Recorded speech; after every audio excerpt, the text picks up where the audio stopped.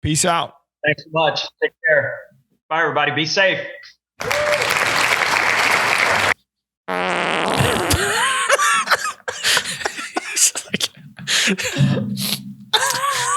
It's kind of partially your fault, Terry. I mean, this is... You suck, Matt. Clip that off. This segment of DoD TV is brought to you by Ram Trucks. Guts, Glory, Ram.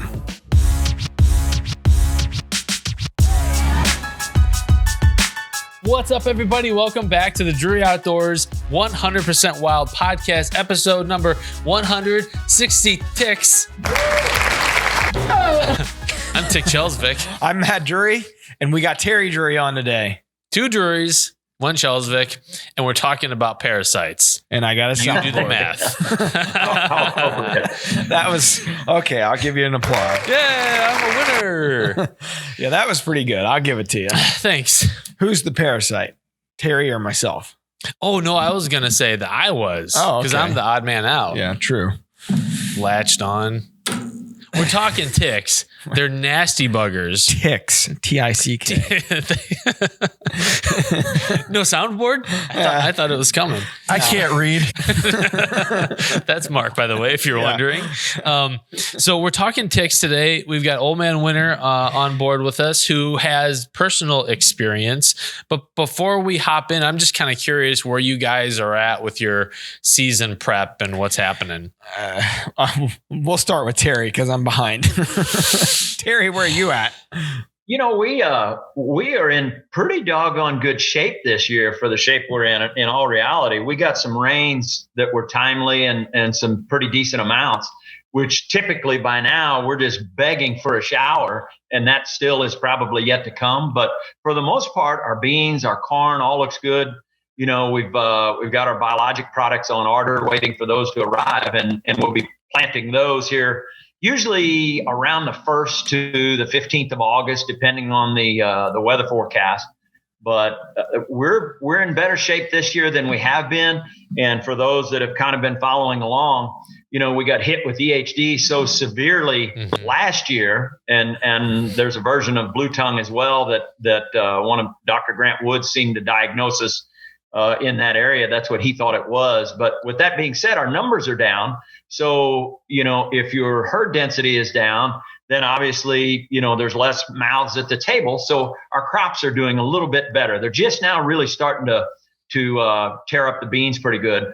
With that said, we have put up and installed, starting last year, we did it again this year, but we put up miles and miles and miles of electric fence. So trying to keep them out of the soybeans so that we have a little bit of something remaining come late season. And when we pull them down, boy, it just doesn't take them long, and they go through it pretty quickly. So we're doing everything we can to try and keep the deer there. We got some pictures, you know, the Reconyx pictures are coming back pretty good. I thought with the wet spring, we would have had a little bit better jump in the antler growth, but we didn't get what we were expecting. So with that being said, it looks just like it does every other year. There's fewer numbers, which is the other reason I thought the antler development would be a little bit better, less herd stress, but that's not the case either. So overall, it looks pretty good. I'm happy with it. I wish we had some bigger deer, but it is what it is. You're a product of your own environment. You're only as good as your spot. You know, did you see in DeerCast where Aaron Bennett and Cody West had put up that the bars of soap, and then now they're putting Irish Spring in what they're spraying their crops with to keep the deer out? Liquid. Yeah. That's crazy. I've never heard of that before. Forrest and I just talked about that yesterday, that liquid. I kind of like that idea.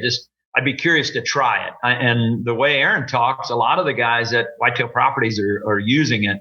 So from what I gather, I hear they've had pretty good results with it. But I would like to try that liquid form to where we could mix it in with our spray. Get that in your fire truck spray. You'd need a lot of Irish Spring. Well, if you just really go around the edges, you know, around the border and hit it, I think it would work. You know, we got the sprayer, little 60-gallon sprayer set up on our Can-Am on the back.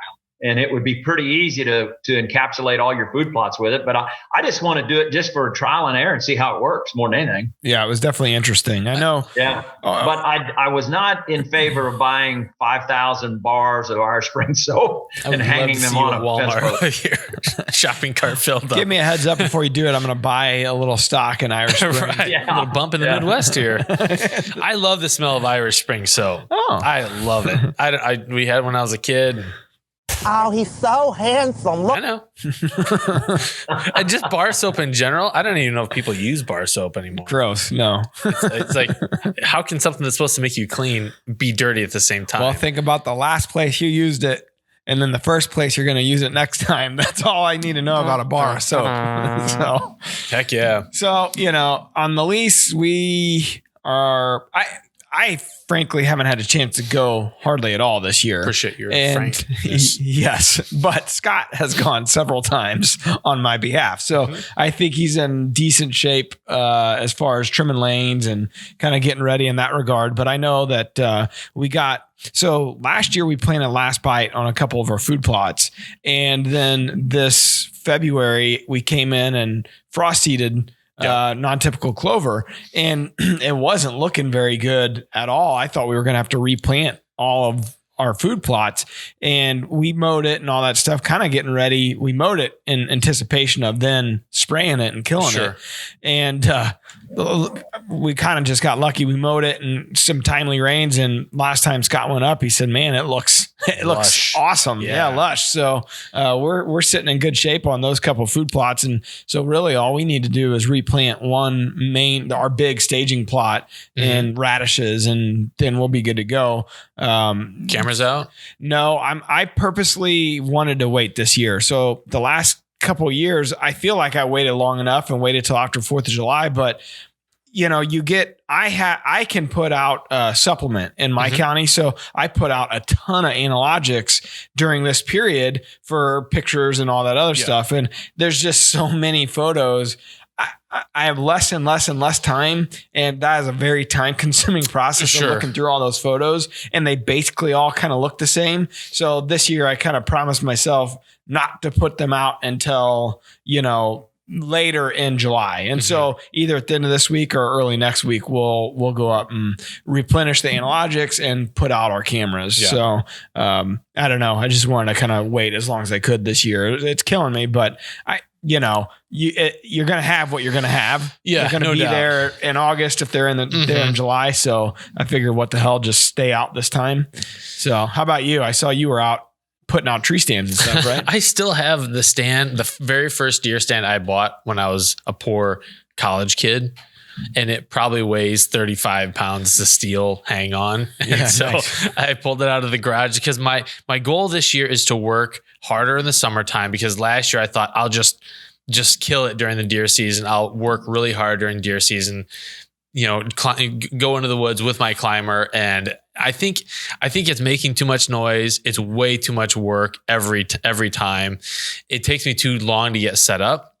And then you add on the camera gear, it's too much. So I'm taking the time this summer to preload my deer season with better hang on stand location, so I can just walk in the woods, climb up. Because even then, still setting the camera arm up and everything, that's still, maybe close to 10 minutes worth of stuff to get ready. Yeah. And noise. And a lot of the properties where I'm hunting are not very big. And so if you go in making a ruckus, you're not going to know the deer that you bump. You're just not going to see anything. Well, there was an article in DeerCast this morning about intrusion. Pressure, relativity of pressure on deer. Yeah. And so I thought, very, very timely. I saw that Terry had commented on it as well. And it's, one of the things that the article touched on was the weekends, how the rider doesn't see any deer on this place on the weekends, and all the pressure. That's been that way on the lease forever. And Terry mentioned it, how Sundays are the worst hunts ever on his place.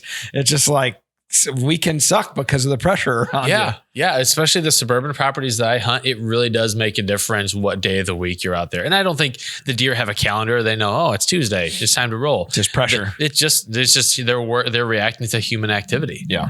So work harder on the front end so I can kill early. Yeah. Plus, you're going to have no time to hunt.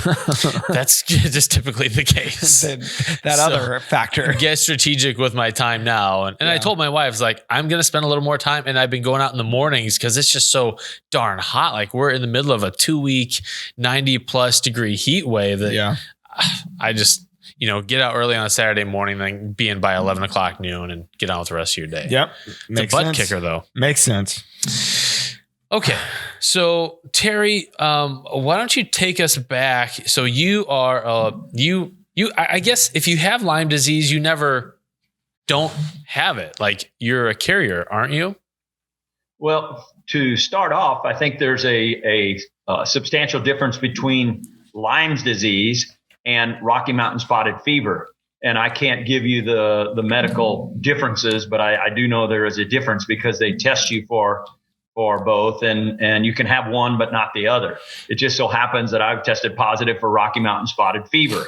And I vividly remember when I contracted it, and unbeknownst to me, I didn't know what it was. I just thought I didn't feel good. And I laid on a couch and this was maybe 25 years ago, somewhere in and around that period. We've been turkey hunting all these years and have been bitten by ticks umpteen times. And I'd hate to guess over the years how many times we've actually been bitten by a tick and got something. But I vividly remember a 3-week period or 2.5, 3 weeks. I could not move. I was motionless on a couch. I hurt so bad that it felt like the worst case of rheumatoid arthritis you could possibly get. Every joint, every bone, every muscle, everything on you hurts. You're fatigued and you have zero ability to move. So I kind of clawed my way through it like a dumb person that I was way back then and still am today about going to a doctor and getting checked out. But I've dealt with it for the last 25 years. And now, knowing a little bit more about Lyme disease and spotted fever and how these ticks, the illnesses that they carry, they're just overwhelming. And so unless you're specifically tested for it, meaning you have to have a panel when you do blood work, you have to have a specific panel or specific vial to say, hey, I want to be tested for Rocky Mountain spotted fever or Lyme disease for them to actually look into it. And because of another unrelated illness, I asked specifically to have that done and got the blood work drawn. And they said, well, yeah, you test positive for Rocky Mountain spotted fever. And that was just within the last 2 years. I didn't know it. So I lived with it for all those years and finally found out about it. And then now when you go and get blood work done, I'm specifically asked, and so does our physician, says, hey, let's do a panel and see what things look like. But there is a determination or a difference between Lyme disease and Rocky Mountain spotted fever. Yeah, and thanks for making that distinction. And I did because for some reason I had in my head that you had Lyme disease, and I think most people just kind of lump tick-borne illnesses into one category, but they really are very different. I mean, the CDC has a list of at least 16 different tick-borne illnesses that you can contract here in the United States, all with way different. They present differently. They have different types of symptoms, and they're treated differently too. Yeah. It's not all one. It's kind of the same thing with CWD and EHD. Well, they're both acronyms, and so people just kind of lump them in together. Two very different diseases. Yeah, it is truly, it's pure hell when you got it. And I know now, if I get bit by a tick and he's stuck in there for longer than 24 to 48 hours, I have to get on an antibiotic because I can immediately start feeling every joint, every muscle, it gets to the point where it hurts to pick up a pencil or hurts to pick up a feather or a book. I mean, it's that bad. So once you've got it, then you kind of know. I was slow to react this year. I pulled 5 ticks off just at the tail end of turkey season there. And I didn't go as soon as I should have and didn't get the antibiotic and get started on that regimen as soon as I should have.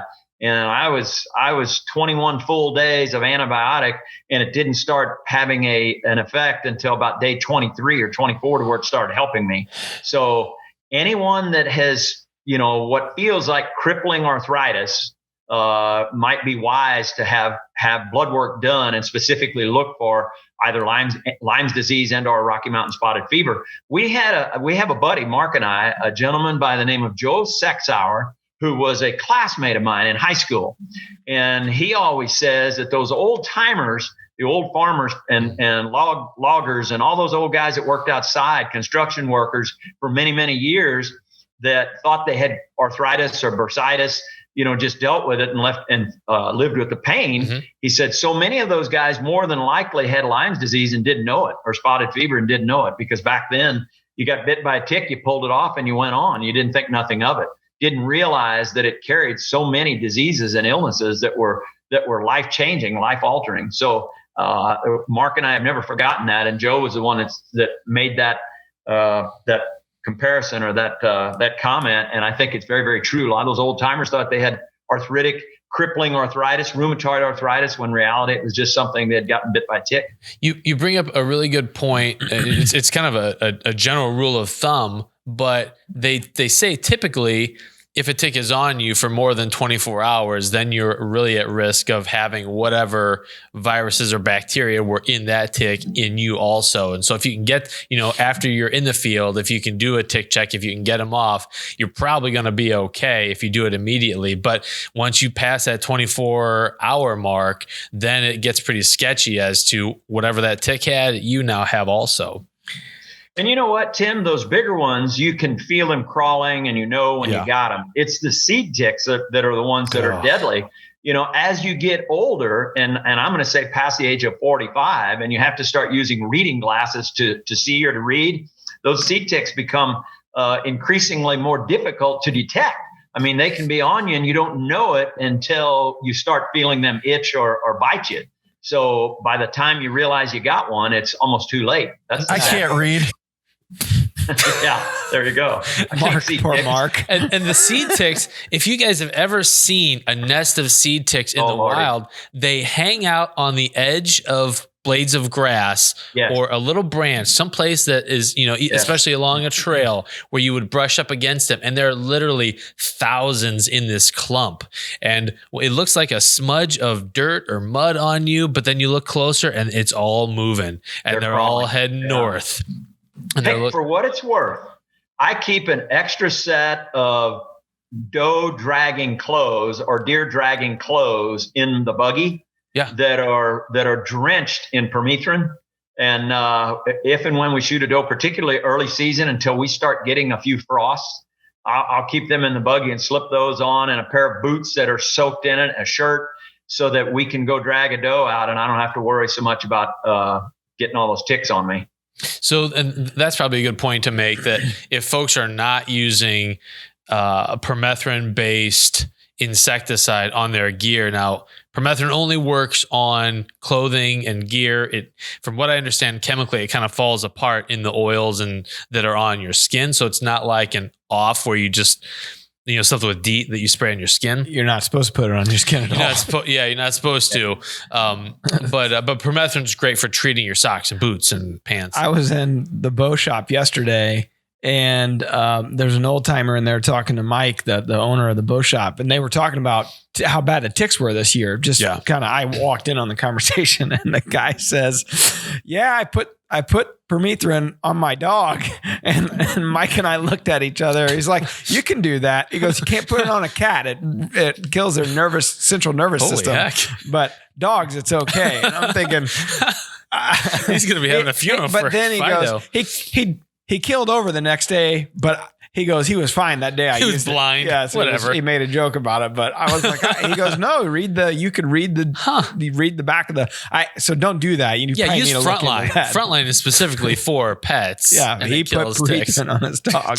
Poor thing. Mark uses something more natural. What is that stuff that Mark always uses during the spring?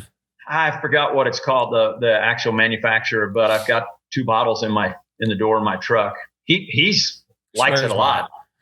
Yeah, it's like it's more of like a citrus oil.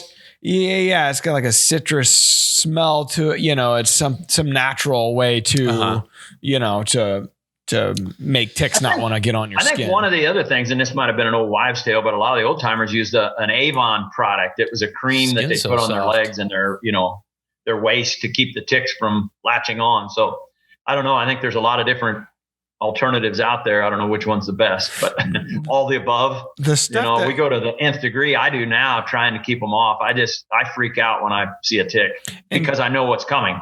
In the spring, it feels like that what was it? Permethrin is the stuff that you find it at Walmart or whatever in the camping section. Sawyer's brand is a yellow bottle. Yeah.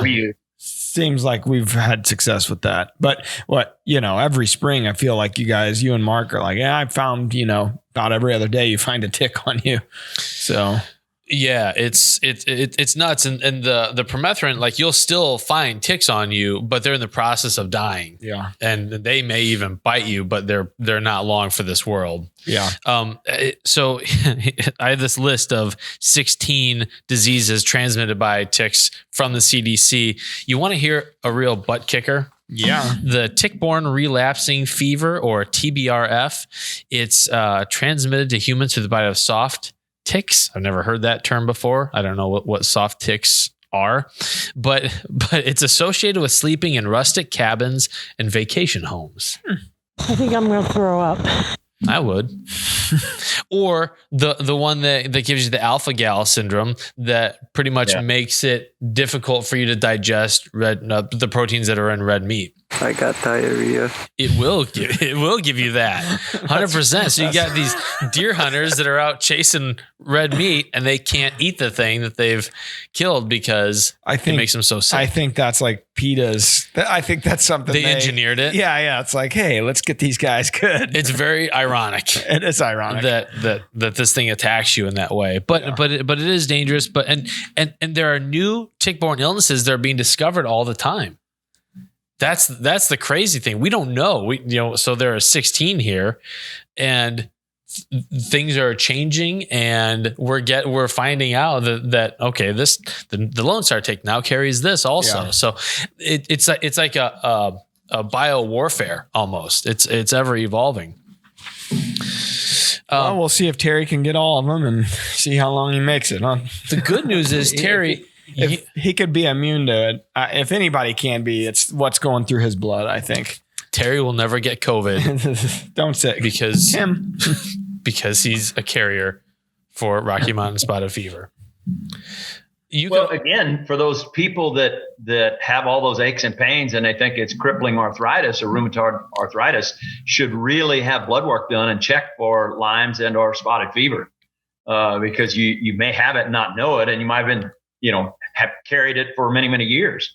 So, and all it takes is one tick to bite you again and flare it up, and that's kind of what I went through this past year and every year, for the last 25, not knowing what it was. So, and then once the damage is done, it's kind of too little too late, where you really, really have to be cautious about getting them off quickly and preventing them to begin with. So, I'd advise everyone to the stick of a needle is pretty small comparison to the pain you go through if you got it. Yep. Our buddy Billy Cooper, DeerCast senior writer, just suffered through a bout of Rocky Mountain spotted fever. I saw that. That was last year. He said he wanted to die. Like, it was just that bad. He nursed himself back to health with quinine water. He's an old Korean War vet. I mean, they don't get much tougher than Billy. I don't suggest doing that, but there are some old home remedies that people put into play when they have that. I knew a guy that had ehrlichiosis. That's another tick-borne illness. He got it because of a tick, and he said, I thought I was going to die, and I would have preferred to died. It's just hard to imagine. And Terry, obviously you can, because you've been there. Every joint in your body screaming out. It's just unbelievable almost. Well, it hurts to walk. It hurts to move your hands. It just everything on you hurts, and you deal with it, and you think, okay, what, I never have ever wanted to take like pain meds or anything. Like, I have to really be sick to take an aspirin, and you get to the point where you have to because of the pain. So again, if it's someone out there that wasn't sure whether or not they've got it, I'd highly advise them to go get a blood work done. and have it specifically looked at. Mm-hmm. And if you've got it, then you can get on an antibiotic to help you a little bit. But if it's not too little too late, but doxycycline, I think, is the name of the antibiotic that they use for much of it. So what else do you guys do to avoid ticks? Stay in this office. Okay, it's a good one. Never see the daylight. You know what, Tim, I'm to the point when I walk through, buckbrush or something, I'll bend it over with my foot first. Heck yeah. In lieu of letting it drag up against my pants or my waist or whatever. I'm really weird about walking through the timber anymore. But you have to be, because all it takes is one little bitty seed tick to screw you up. Even carrying turkeys over your back. Have you ever seen that in the spring where you got ticks on you after you've had a turkey on your back? I do it. And I do it quick.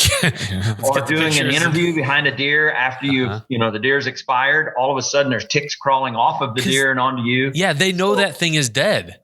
They know it's dead. The blood quit flowing. So, I really, really am careful and I watch for them because I can't stand them. I absolutely that article that you were talking about the other day.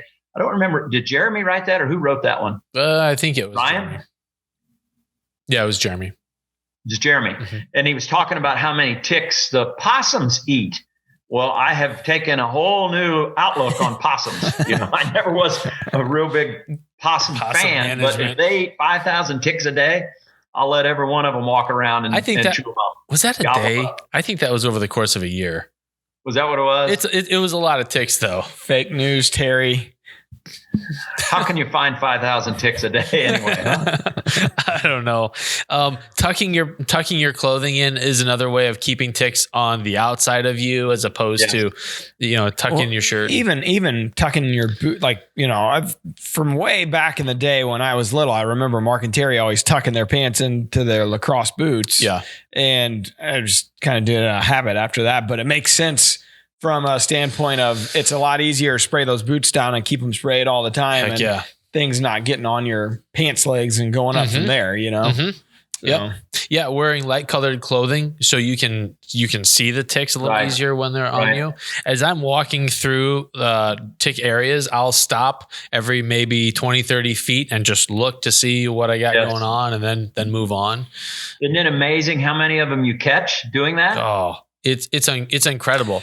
Grant Woods did a piece on Growing Deer TV, was maybe last year, and he took it was just a maybe a light color piece of Gorilla Tape or duct tape or whatever, and he just put it around his hand, sticky side out, and patted down his pants leg during the spring or somewhere, and it was freaking amazing how many ticks that they had on their clothing. Yeah. It was freaking nuts. It was, it was gross. You're like, oh man. Which duct tape happens to be my favorite way of getting seed ticks off. When you're just smeared, because there have been times where I've been into a mess of seed ticks and you don't realize it until your ankles start to feel like they're on fire. You look down, well, you're being bit thousands and thousands of times and there's no way to individually pull them off. So you take some duct tape and just start pulling them off, and it's got him.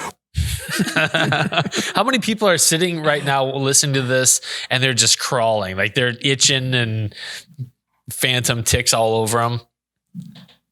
Well, ironically enough, you talk about, your ankles and stuff. If you have on, socks and, or let's say a cotton type of jean, they get down in the, between the weave of that clothing. You can see them literally disappear. Yeah. They infiltrate. They can walk right through it, so to speak. Ew. Well, I think we've established that tick-borne illnesses are real. There's a lot of them. The dangers of getting them are pretty serious, and they can impact your time of field. Like even if you think like, well, I could deal with being sick for a few weeks. What if that happens right before late October or something? It knocks you out of the woods for a few weeks. You can't draw your bow back. Yeah, that hurts so bad. Yeah, suddenly things get real serious, and then to have ongoing side effects of that throughout the rest of your life. Yeah. That's just, if you can avoid it, absolutely do. All right, moving on. Question of the day time. Let's do it. Question of the day is proudly brought to you by Bass Pro Shops in Cabela's. Your adventure starts here.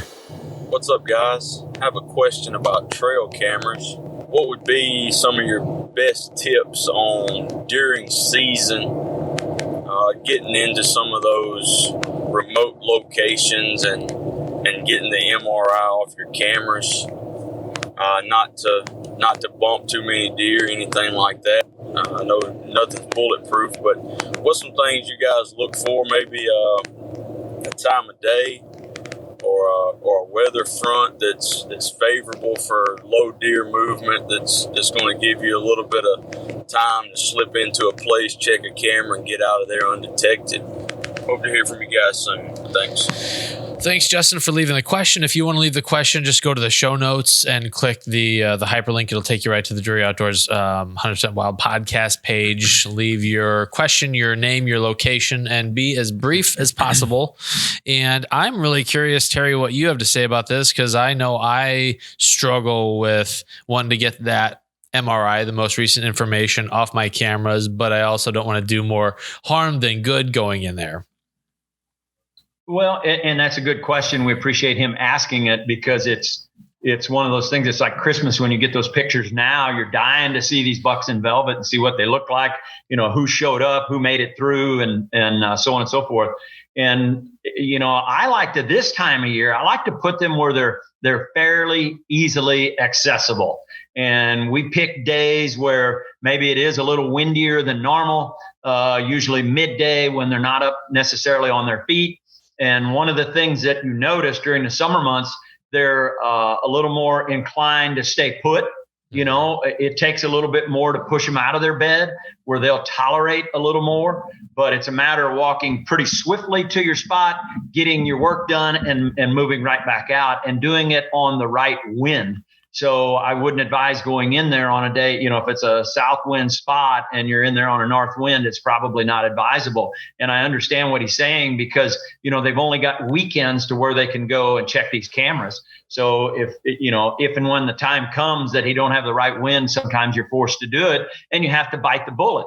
But again, they'll stay put a little longer than normal during these summer months, and they're a little more tolerant when they're in velvet than they are when they're hard harm. So biting the bullet is kind of the lesser of two evils, if you will. And sometimes you just got to go in there and do it. But if you've got it at a location where you can do very, very little noise, very little damage, and it might be a logging road, might be on the edge of a logging road, might be a creek. Sometimes you can walk right up the belly of a creek, that's fairly dry, or put on, waders or boots or something and get in there and get out. If you got to go down the creek to get into a little drainage or a flat or a bottom or something, it's about a matter of looking at different access points as well. With that said, with the development of technology and the way times have changed, now with the cell cameras, you don't have to do any of that. Meaning, if you once get it set up and you have service, because the information comes back as to what the battery life is, what type of transmission you have, you can set it up on a plan and get emails sent to you at the privacy of your own home, and you don't have to do the intrusion. Now, sometimes those things aren't quite affordable, but if you can afford one system or one setup, then the information is well worth it. I do know that. We're getting information from over in Illinois in the Missouri farm there, where every day we're looking at different pictures. And boy, oh boy, I'll tell you, it is game changers. I kid you not. Watching a deer go to bed, or watching regularity coming in and out of a trail, or in and out of a roadway, or a gap in a fence, priceless information. So technology will assist you to a certain extent, if you can afford to do the plans that they have, and so on and so forth, which there's many different plans. As far as the payment options are concerned, some of them have a specific number of pictures that they will send you. Some of them are unlimited, but the plans obviously are different pay schedules. But good question on Justin's part. Bite the bullet if you have to during these summer months, because they'll tolerate a little more. Try and do it on the right wind midday. And if that doesn't work, or if you have the opportunity to and can afford some of the cell cameras and you have service, by all means, that's the way to go nowadays. And they're continuing to improve those on a pretty regular basis. No fiddle farting around in the woods.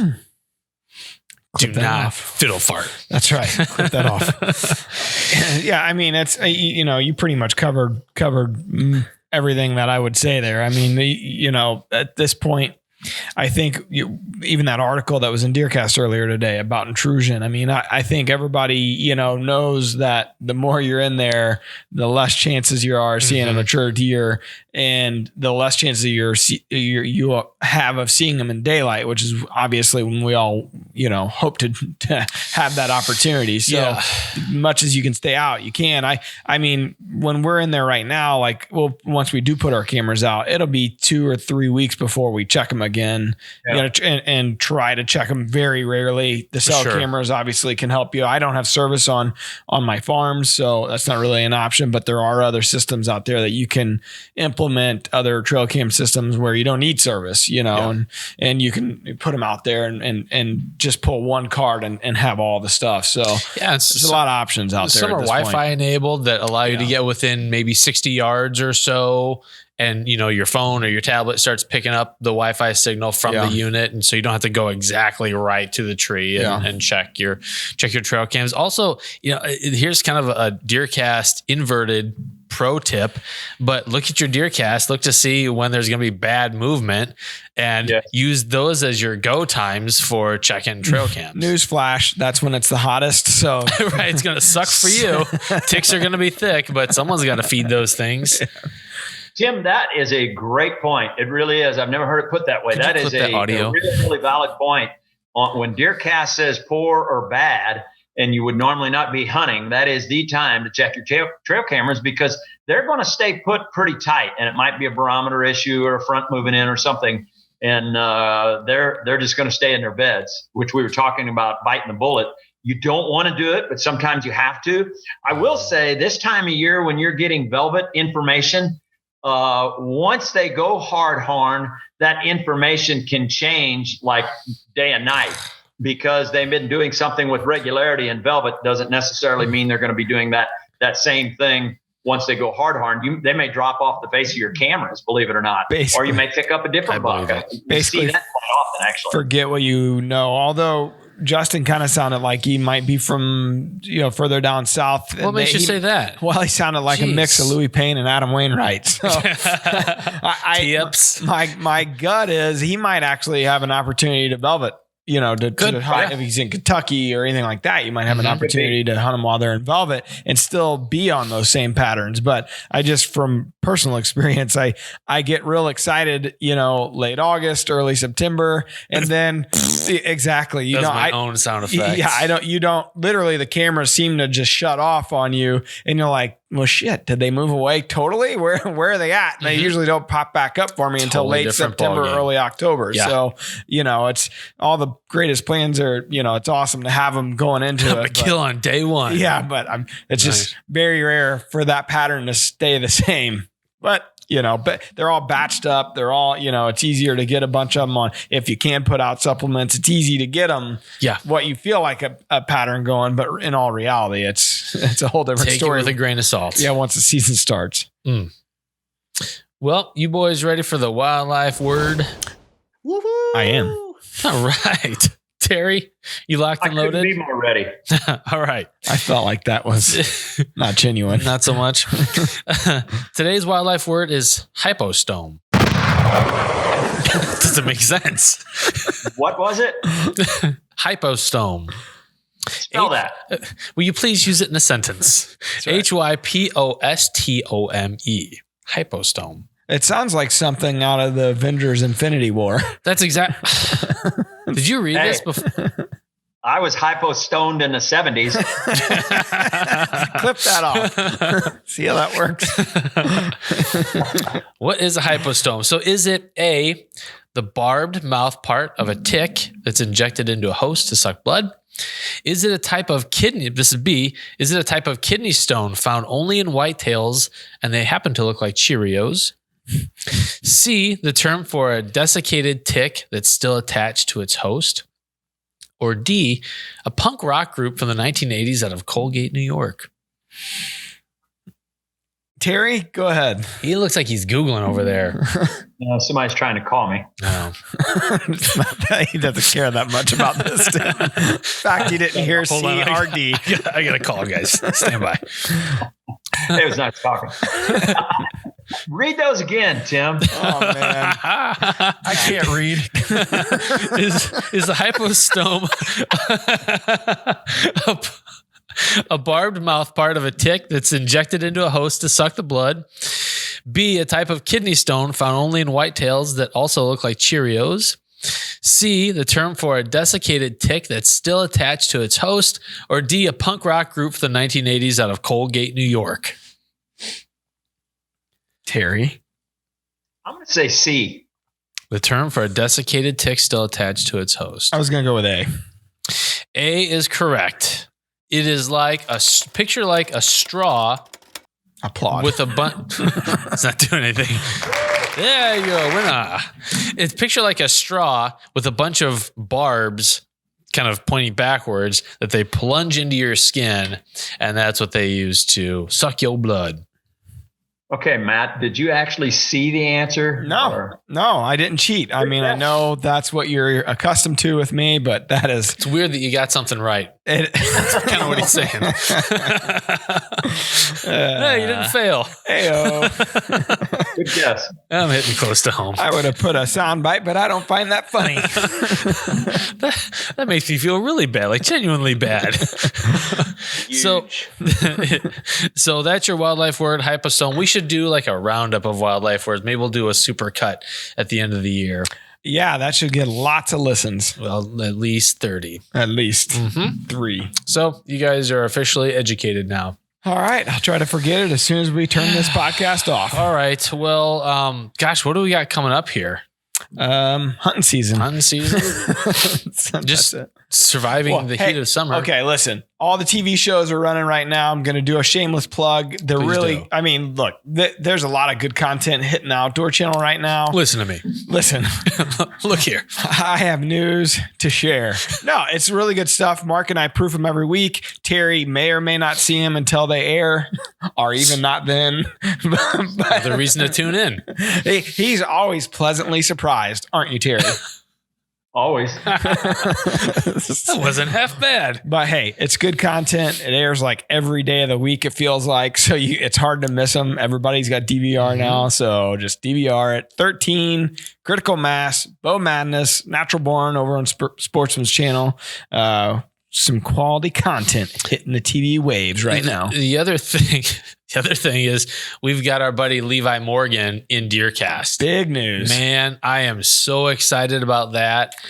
So when I walked into the bow shop yesterday, it's the first thing they mentioned to me. Oh, yeah? Yeah. Oh, yeah. They were excited about it. Yeah. Pumped to see him in there. And then, of course, I think it's no coincidence. He then went and won the second leg of the Triple Crown the next day or 2 days later. It's incredible how he dominates. And if you're listening to the show right now, go back and listen to the episode where we had him on. I'll link it in the notes. Terry should, because it's about target panic. Didn't he win that with the last arrow? If I'm not mistaken. Yeah. Reading his caption on his Instagram page, like, dude, he's feeling sorry for himself. It's raining. He's wet. He's cold, blah, blah, blah. And boom, he's like, screw it. He takes off the rain gear. He's dialing in. And he's like, quit feeling sorry for myself. I'm just going to do it. And the dude just comes back and wins. Like Babe Ruth calling the shot. Yeah, he's pretty unbelievable. He really is. It couldn't be a nicer guy, by the way. Oh, yeah. Super humble and very realistic. His tip about if you come to full draw and something doesn't feel right, like your sight picture isn't quite right or something is off, just let down.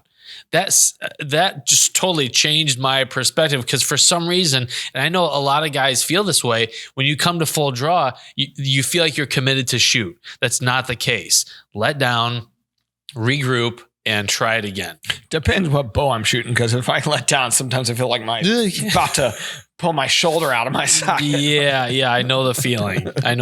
But man, that podcast was awesome. So with his presence in DeerCast, I can't imagine all the great shooting content we're gonna get there to make people better archers. Well, he does a video piece on his own content all the time. Bow Life. Yeah, Bow Life, and he's got tips basically. I mean, it's invaluable information. Mm-hmm. Even for us mere mortals. That's right. So check it out in DeerCast. Terry, I'll send you a link to that TP podcast episode.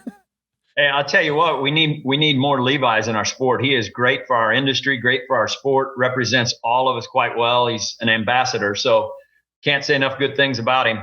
Heck yeah. Oh, he's so handsome. Look. Oh, it's so true. He's a dreamboat. That's right. Well, from these 3 dreamboats, thank you everyone for watching or listening. If you stuck with us this far.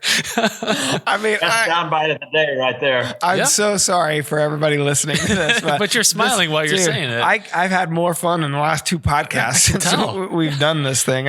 I'm finally interested in the product we're offering. We're doing the show for ourselves. That's right. That's really the case here. You seem to tune in. Thanks. Whatever. I don't care. Having fun. Thanks for watching, listening, everybody. We appreciate it. If you want to ask a question, make sure to click that link in the show notes. All right. Till next time. Peace out. Terry, we'll see you next time we see you, whenever that may be. See you guys. All right. Peace out. Thanks so much. Take care. Bye, everybody. Be safe.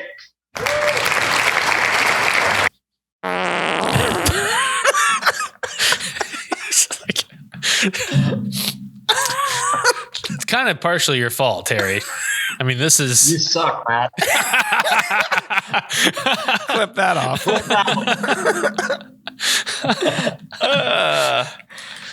Yeah, I have fun. You got to, right? Yeah.